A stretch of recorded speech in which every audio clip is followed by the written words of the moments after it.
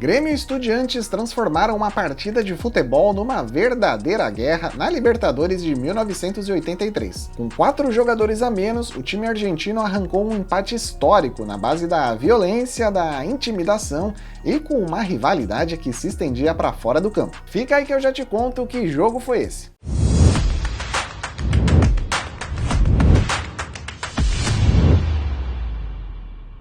Jogar a Copa Libertadores dos anos 80 não era tarefa fácil. Frequentemente, os times brasileiros que se classificavam para o torneio enfrentavam adversários que se preocupavam mais em bater do que jogar futebol. Não são raras as histórias de jogos com muitos expulsos de um lado e muitos machucados do outro. Esse foi o caso do jogo entre Grêmio e Estudiantes em 1983. Uma partida tão confusa que teve até mesmo o cartão amarelo sendo mostrado antes do jogo começar. Mas vamos começar essa história do começo. O Grêmio disputava a Libertadores de 83 após ter sido vice-campeão brasileiro em 82. Já o Estudiantes foi o campeão do Campeonato Metropolitano Argentino, um dos 2 campeonatos argentinos que rolaram em 82, e por isso garantiu a vaga na Libertadores de 83. Nessa época, a primeira fase da Libertadores reunia times do mesmo país no mesmo grupo. No grupo A, o Estudiantes se classificou para a segunda fase, eliminando os chilenos do Colo-Colo e do Cobreloa, e também o Ferro Carril Oeste da Argentina. No grupo B, o Grêmio se classificou eliminando o Flamengo e os bolivianos do Blooming e do Bolívar. Na segunda fase, os 6 times classificados foram divididos em 2 grupos. Em cada grupo, todos jogariam contra todos em duelos de ida e volta. O primeiro colocado de cada grupo se classificava para a final. Grêmio, Estudiantes e América de Cali ficaram no grupo 1. Na primeira rodada do grupo, Grêmio e Estudiantes jogaram em Porto Alegre. O Grêmio abriu o placar com um gol de fora da área do Osvaldo.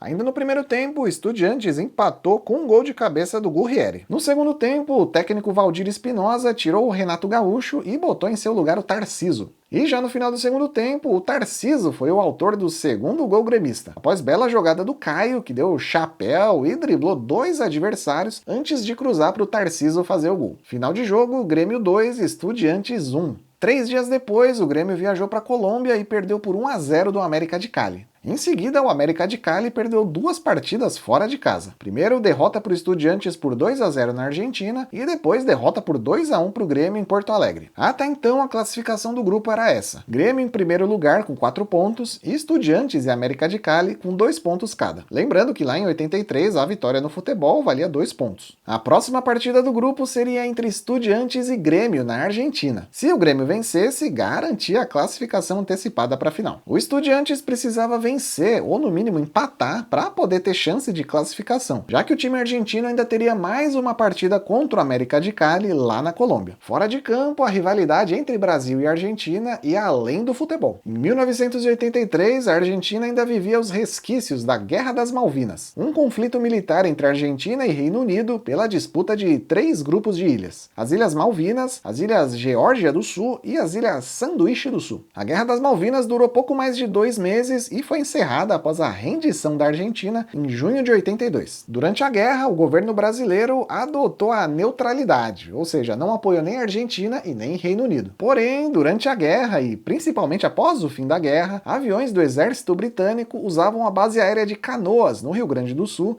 para reabastecer seus aviões em viagens até as Ilhas Malvinas. O governo brasileiro até tentou desmentir a situação, negando que tivesse permitido o pouso de aviões britânicos em território brasileiro, mas fotos tiradas por jornalistas confirmaram o pouso dos aviões do exército britânico. O grito era esse: traidores, traidores, traidores. E a gente não estava nem sabendo o que aquilo representava. Em 1983, os argentinos ainda estavam ressentidos com a derrota na Guerra das Malvinas e viam os brasileiros como rivais ainda maiores do que o normal, já que os brasileiros tinham dado uma ajudinha ali ao exército britânico. Estudiantes e Grêmio se enfrentaram nesse clima gostoso de rivalidade. A partida seria disputada no dia 8 de julho de 83, no estádio Jorge Luis Hirsch, na cidade de La Plata, a mais ou menos 50 quilômetros de Buenos Aires. A delegação do Grêmio se hospedou em em Buenos Aires, num hotel mais afastado do centro da cidade. E no caminho até o estádio em La Plata, o ônibus do Grêmio foi atingido por várias pedras atiradas por torcedores do Estudiantes. Ao pisarem no gramado do estádio, os jogadores gremistas ainda tiveram que lidar com cuspes, objetos atirados e, claro, gritos racistas e discriminatórios por parte da torcida argentina. Antes mesmo da bola rolar, o árbitro uruguaio Luiz de la Rosa já mostrou o primeiro cartão amarelo. O advertido foi o Marcelo Trobiani, do Estudiantes, por supostamente ter invadido o círculo central antes do juiz apitar o início do jogo. Em campo, argentinos e brasileiros tinham boas chances de abrir o placar num jogo bastante movimentado. Aos 32 minutos, o China fez uma falta no Trobiani, que revidou com um chute. O árbitro mostrou o amarelo para o China e o segundo amarelo para o Trobiani, que acabou sendo expulso. Os jogadores do Estudiantes reclamaram bastante, cercaram o juiz, aquelas cenas comuns em jogos da Libertadores. Jornalistas e policiais invadiram o campo e, no meio da confusão, o José Daniel Ponce deu um empurrão no árbitro e também levou cartão vermelho. O primeiro tempo não tinha nem chegado aos 40 minutos e o Estudiantes já tinha 2 jogadores expulsos. Depois de vários minutos de bola parada, o jogo reiniciou e o Estudiantes abriu o placar do jogo, com um gol do Guerrieri.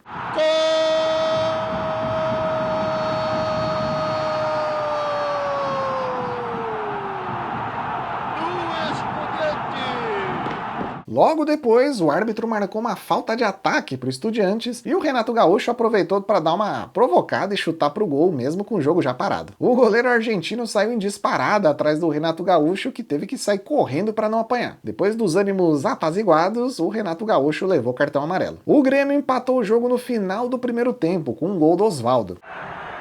Olha lá o Osvaldo! Gol!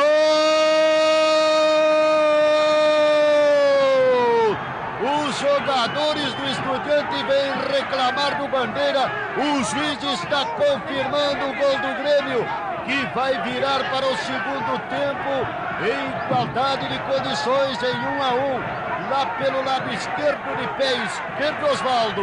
O primeiro tempo terminou assim: Estudiantes 1, Grêmio 1. Na saída dos jogadores para o vestiário, mais confusão. Somente um túnel dava acesso aos 2 vestiários dos 2 times. Então, os jogadores do Grêmio e do Estudiantes e também a comissão técnica, dirigentes, estava uma bagunça lá no meio, xingamento para lá, xingamento para cá. Os jogadores do Grêmio conseguiram correr para o vestiário antes da confusão ficar maior ainda. Mas o atacante Caio acabou ficando para fora, ficou preso para fora do vestiário e acabou sendo agredido pelos jogadores do Estudiantes, como conta o técnico Valdir Espinosa. O chefe da segurança nossa era um cara de 1,20 m.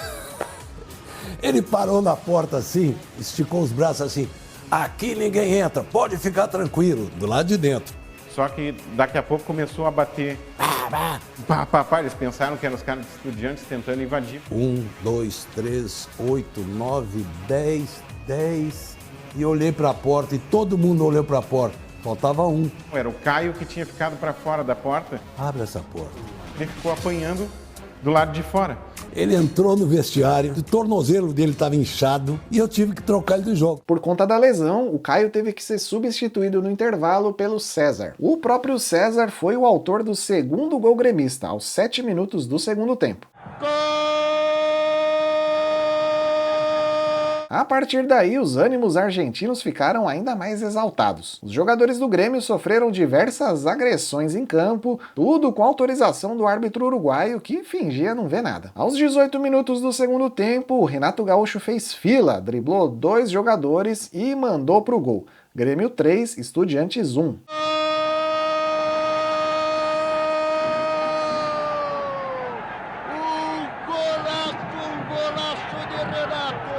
O Tita tentou imitar o Renato Gaúcho e fazer um golaço driblando todo mundo, mas foi parado com falta. Após a marcação da falta, começou mais uma confusão em campo e o bandeirinha Ramon Barreto acabou sendo atingido na cabeça por um objeto atirado por um torcedor. Aí teve mais bagunça, invasão de campo, empurra-empurra, e o coitado do bandeirinha teve que continuar atuando com a cabeça enfaixada pelos médicos do Grêmio. No meio dessa bagunça toda, o árbitro expulsou mais um jogador do Estudiantes, o Camino, e 4 minutos depois, o Hugo Teves foi expulso também por dar um chute no Renato Gaúcho. O jogo chegava aos 30 minutos do segundo tempo e o Estudiantes tinha 4 jogadores expulsos e perdia por 3-1. Nem mesmo o mais otimista torcedor argentino acreditava numa reação do Estudiantes. Mas aos 31 minutos, num lance bastante confuso, o Gurrieri marcou o segundo gol do Estudiantes. A bola ficou ali, não queria entrar, foi gol!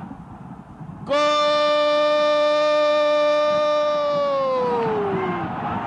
O Estudiante!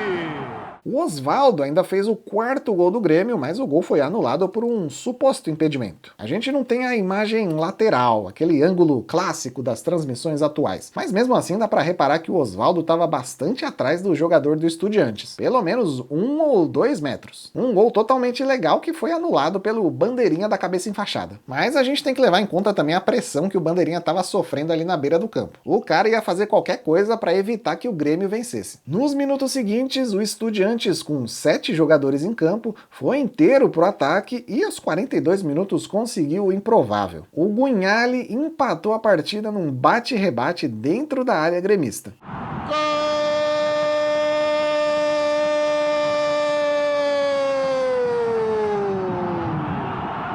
Guinhalli, número 16, empatou a partida, reparem no replay. Ninguém quis fazer a falta no Gurrieri. A bola voltou para fora da pequena área. E o Guinhalli mandou para a rede e o jogo está empatado. Incrível. O Grêmio até tentou ir ao ataque nos minutos finais, mas não conseguiu marcar mais um gol, mesmo com 4 jogadores a mais. O goleiro do Estudiantes fez uma cera absurda, ficou caído no chão por longos minutos e o árbitro encerrou a partida antes que sobrasse para ele também. Final de jogo, Estudiantes 3, Grêmio 3. Muita gente afirma que os jogadores do Grêmio tiraram o pé e permitiram um empate argentino para evitar uma confusão ainda maior. O técnico do Grêmio, o Valdir Espinosa, afirmou numa entrevista após a partida que não sabe o que aconteceria se o Grêmio tivesse vencido a partida e que se isso acontecesse, talvez eles não voltariam vivos para Porto Alegre. Mas o próprio Valdir Espinosa disse anos após a partida que tem certeza que seus jogadores não facilitaram as coisas para os Estudiantes. Em momento algum, os gols aconteceram porque tenhamos tirado o pé ou porque tenhamos tido medo. Com o empate, o Grêmio chegou aos 5 pontos na classificação e o Estudiantes tinha 3 pontos. O time argentino ainda viajaria para a Colômbia para enfrentar o América de Cali na última rodada e tinha que vencer para se classificar para a final. Mas o time argentino, desfalcado dos 4 jogadores expulsos na partida em La Plata, empatou em 0-0 com o América e o resultado garantiu a classificação do Grêmio para a final. Na final da Libertadores de 83, o time gaúcho enfrentou o Peñarol. No jogo de ida em Montevidéu, empate em 1-1. Na volta em Porto Alegre, vitória gremista por 2-1, um gol do Caio e outro do César, o agredido no túnel do vestiário e o substituto do agredido. O resultado garantiu o primeiro título da Libertadores do Grêmio. No final do ano, o Grêmio ainda viajaria a Tóquio para enfrentar o Hamburgo na final do Mundial. Com 2 gols do Renato Gaúcho, o Grêmio bateu o time alemão e fechou o ano de maneira histórica, com o título da Libertadores e o título do Mundial, além de ter sobrevivido à épica Batalha de La Plata. Se você gosta de histórias do futebol brasileiro e mundial, eu convido você a se inscrever aqui no canal. Assim você não perde nenhum vídeo novo que aparecer por aqui. Toda semana eu trago a história de um jogo, de um campeonato, de uma Copa do Mundo, enfim, sempre tem muito conteúdo para quem gosta da história do futebol. Eu fico por aqui e até o próximo jogo.